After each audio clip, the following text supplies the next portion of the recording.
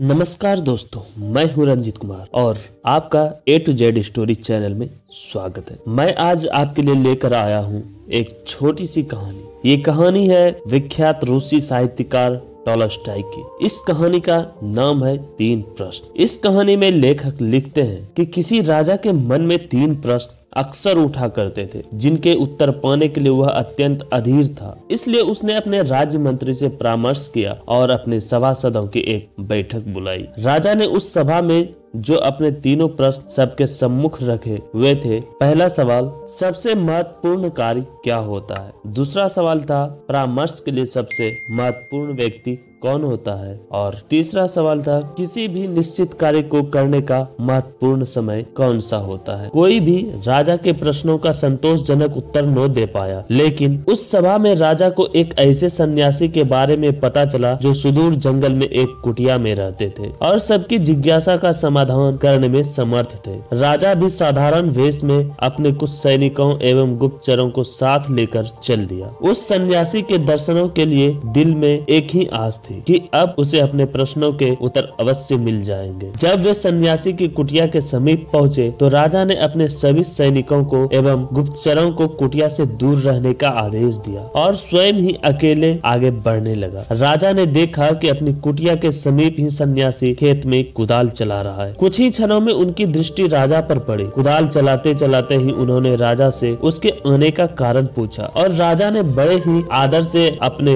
वही तीनों प्रश्न सन्यासी को पूछ डाला। राजा अपने प्रश्नों के उत्तर की प्रतीक्षा करने लगा, लेकिन यह क्या? साधु ने तो उत्तर देने की बजाय राजा को उसकी कुदाल लेने का संकेत कर डाला और राजा भी कुदाल लेकर खेत जोतने लगा। आखिरकार राजा को अपने प्रश्नों के उत्तर भी तो चाहिए थे। राजा को खेत जोतते जोतते संध्या हो गई। इतने में ही एक घायल व्यक्ति जो खून से लथपथ था और जिसके पेट से खून की धार बह रही थी, उस सन्यासी की शरण लेने आया। अब सन्यासी एवं राजा दोनों ने मिलकर उस घायल की मरहम पट्टी की। दर्द से कुछ राहत मिली तो घायल सो गया। सुबह जब वह घायल आगंतुक राजा से क्षमा याचना करने लगा तो राजा के आश्चर्य का ठिकाना न रहा। आगंतुक राजा की स्थिति देख तत्काल अपना परिचय देते हुए बोला, कल तक आपको मैं अपना घोर शत्रु मानता था, क्योंकि आपने मेरे भाई को फांसी की सजा दी थी। बदले का अवसर ढूंढता रहता था। कल मुझे पता लग गया था कि आप साधारण वेशभूषा में इस साधु के पास आए हैं। आपको मारने के उद्देश्य से मैं